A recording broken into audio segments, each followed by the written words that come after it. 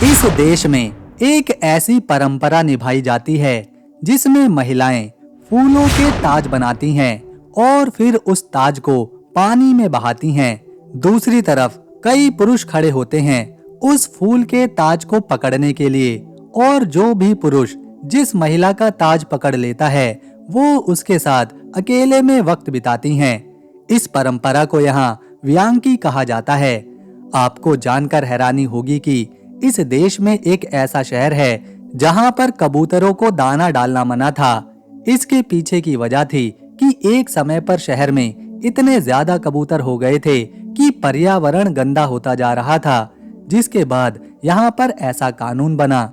इस देश के लोग किताबें पढ़ने के बड़े शौकीन होते हैं, इसीलिए जो यहाँ की पब्लिक लाइब्रेरीज होती हैं उनमें अक्सर ढेरों लोग आपको अलग अलग किताबें पढ़ते हुए नजर आएंगे। ये वो देश है जिसने साल 1918 में ही अपने देश की महिलाओं को वोट करने का अधिकार दिया था। यहाँ एक ऐसी महिला ने जन्म लिया था जिसने अपने एक जीवन में 2 अलग अलग विज्ञान के क्षेत्रों में फिजिक्स और केमिस्ट्री में नोबेल प्राइज अपने नाम किया था, और उस महिला का नाम था मैरी क्यूरी। यहाँ की प्राकृतिक सुंदरता, लोगों का दोस्ताना स्वभाव और ऐतिहासिक इमारतें और किले लाखों लोगों को अपनी ओर आकर्षित कर लाते हैं। ये देश है पोलैंड। जानेंगे इस खूबसूरत देश को करीब से, यहाँ के लोगों के जीवन को, इतिहास को, राजधानी को, कुछ ऐतिहासिक किलों को, और देखेंगे कुछ प्रसिद्ध और सुंदर जगहों को। लेकिन उससे पहले अगर आप वीडियो को अभी एक प्यारा सा लाइक कर देंगे और चैनल को सब्सक्राइब कर लेंगे तो हमारी मेहनत सफल रहेगी।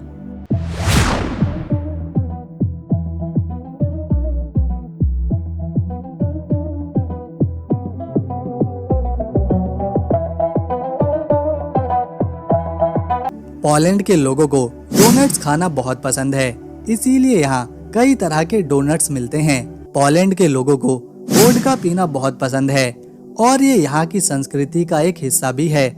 यहाँ सैलानियों को अक्सर खास जगहों पर फ्री में इसे दिया जाता है। ये देश फैला है 3,22,575 स्क्वायर किलोमीटर के एरिया में, जो क्षेत्रफल के मुताबिक दुनिया का 37वां बड़ा देश है। यहाँ की आबादी की अगर बात करी जाए तो यहाँ 3,85,00,000 लोग रहते हैं, जिसमें 1,82,00,000 पुरुष हैं, जबकि 1,96,00,000 महिलाएं, यानी कि 14 से 15 लाख यहाँ पर महिलाओं की संख्या ज्यादा है, जो और किसी देश में कम ही देखने को मिलता है। पोलैंड के 6 पड़ोसी देश हैं जिनके साथ ये व्यापार करता है। इसके पश्चिम में जर्मनी है, दक्षिण पश्चिम में चेक रिपब्लिक है, दक्षिण में स्लोवाकिया है, पूर्व में यूक्रेन है, उत्तर पूर्व में बेलारूस है और उत्तर में लिथुआनिया देश है। साथ ही साथ पोलैंड के उत्तर में बाल्टिक सागर आता है। यहाँ कई समुद्री किनारे हैं। लोग यहाँ भारी संख्या में आते हैं। टूरिस्टों को भी पोलैंड के बीचेस काफी पसंद आते हैं, क्योंकि यहाँ उन्हें इस देश के सबसे खूबसूरत नज़ारे देखने को मिलते हैं। इस देश में शिक्षा प्रणाली बहुत अच्छी है। छोटे बच्चे से लेकर कॉलेज पढ़ने तक का सारा खर्चा यहाँ की सरकार उठाती है। यहाँ के नागरिकों के लिए तो शिक्षा बिल्कुल फ्री है ही, साथ ही साथ जो दूसरे देशों से यहाँ पढ़ने आते हैं उनकी भी फीस काफी कम होती है।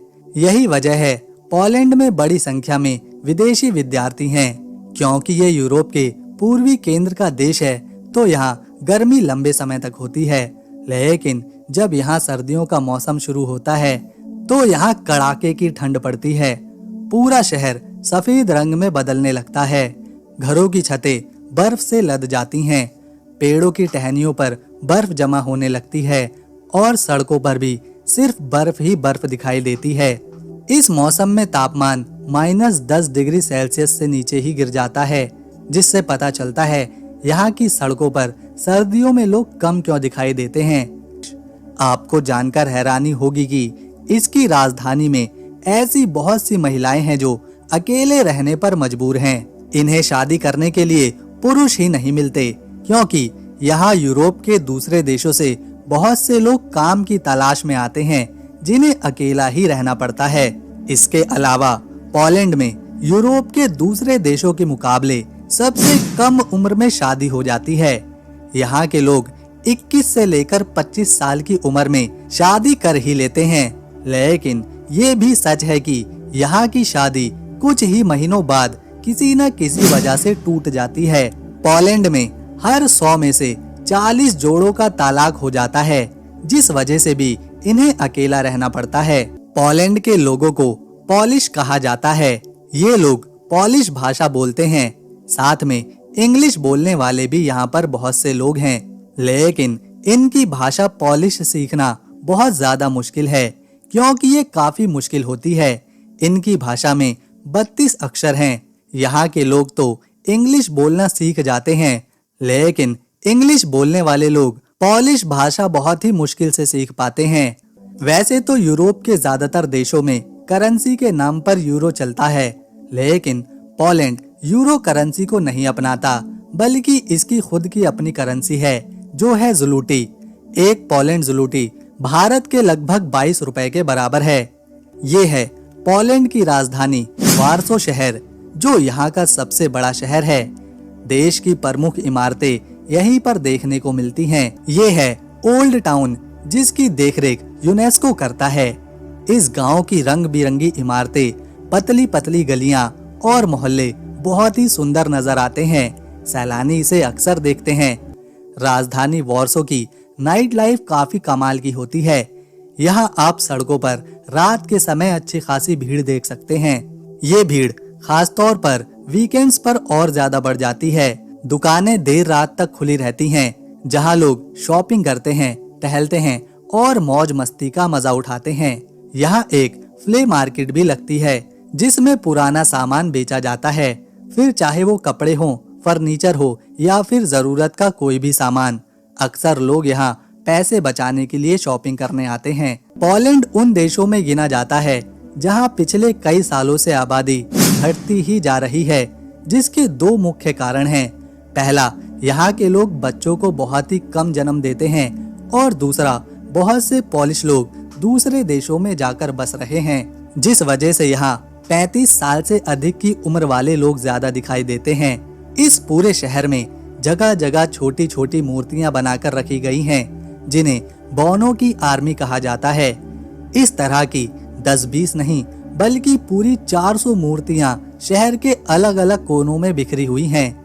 लोग इनकी तस्वीरें लेते हैं, इन पर पैसे भी चढ़ा देते हैं, ताकि इससे मूर्तियां बनाने वालों की थोड़ी मदद हो सके। ये मूर्तियां केवल 15 सेंटीमीटर बड़ी होती हैं, जो बहुत तेजी के साथ प्रसिद्ध होती जा रही हैं। लोग अक्सर इन्हें ढूंढने तक निकल जाते हैं। ये कितनी है, कहाँ है, कैसी हैं, ये एक तरह का पोलैंड में नया ट्रेंड बन रहा है। इस देश के ज्यादातर शहरों में जो एक चीज हर जगह देखने को मिलती है, वो है ट्रैम्प। वार्सो, कॉर्को, गदांस्क जैसे शहरों में ट्रैम्प यहाँ के लोगों के जीवन को आसान बनाती है। ये टैक्सी के मुकाबले काफी सस्ती है, जिसमें चाहे तो एक दिन का टिकट या फिर पूरे हफ्ते का पास बनाकर कहीं से भी बैठकर सफर किया जा सकता है। इसके अलावा लंबी यात्रा करने के लिए भी यहाँ पर हाई स्पीड रेलवे नेटवर्क है, जो पोलैंड को सीधा जर्मनी, चेक रिपब्लिक और दूसरे देशों से जोड़ता है। इतनी बातें जानने के बाद पोलैंड का इतिहास जानना भी जरूरी हो जाता है। तो इस देश की कहानी शुरू होती है 1966 ईस्वी में, जब यहाँ पहला राजा मिश्को बना। मिश्को ने पोलैंड को एक राज्य का दर्जा दिया। 10वीं, 11वीं, 12वीं शताब्दी तक मिश्को के वंशज ही इस देश को आगे चलाते रहे, लेकिन फिर 14वीं शताब्दी में ये एक शक्तिशाली साम्राज्य बना, जिसने अपने आसपास के देशों से व्यापार करना शुरू किया। इसके बाद 18वीं शताब्दी में पोलैंड के 3 हिस्से हुए, जिसमें कुछ हिस्सा रूस में चला गया, कुछ हिस्सा जर्मनी के पास गया, तो कुछ हिस्सा ऑस्ट्रिया देश के पास गया। इस तरह पोलैंड का नक्शा पूरी तरह से बदल गया। जब प्रथम विश्व युद्ध खत्म हुआ, उसके बाद 11 नवंबर 1918 में पोलैंड को आजादी मिली थी। लेकिन फिर जब द्वितीय विश्व युद्ध शुरू हुआ, तो जर्मनी ने पोलैंड पर हमला कर दिया, जो कि पोलैंड के इतिहास का सबसे कठिन समय था। कई सालों तक यहाँ सोवियत संघ शासन करता रहा और साल 1989 में एक बार फिर से पोलैंड के लोगों को आजादी मिली और आज ये एक खुशहाल विकसित देश बन चुका है। यहाँ पर आज भी आपको तांगा गाड़ी का सफर करने को मिलेगा, खासतौर पर कोराकाओ शहर में। इस पर बैठकर लगता है जैसे समय पीछे चला गया हो और 19वीं शताब्दी आ गई हो। सामने वही इमारतें, पैदल चलते लोग और ये तांगा गाड़ी।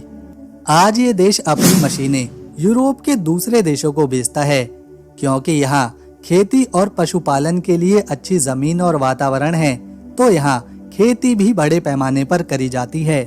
पोलैंड यूरोप के दूसरे देशों को खाने पीने का सामान और मांस एक्सपोर्ट करता है, जिससे इनकी अर्थव्यवस्था को काफी ज्यादा फायदा होता है। सेकेंड वर्ल्ड वॉर के दौरान पोलैंड की स्थिति, आर्थिक व्यवस्था पूरी तरह से चौपट हो गई थी, लेकिन इस देश ने आने वाले 20 से 25 सालों में खुद को इस तरह बदला कि आज ये देश दुनिया के अमीर देशों की लिस्ट में गिना जाता है। पोलैंड में एक नया एयरपोर्ट भी बन रहा है, जो 2027 तक बनकर तैयार हो जाएगा। ये एयरपोर्ट इतना खूबसूरत डिजाइन किया जा रहा है कि इससे पहले इस तरह का एयरपोर्ट बनाने के बारे में किसी ने सोचा भी नहीं था। इस देश की अगर जीडीपी की बात करें तो ये 1.6 ट्रिलियन डॉलर की है, जो कि जीडीपी के मामले में इसे 20वें नंबर पर खड़ा करती है। यहाँ के लोगों को डम्पलिन खाना भी पसंद है।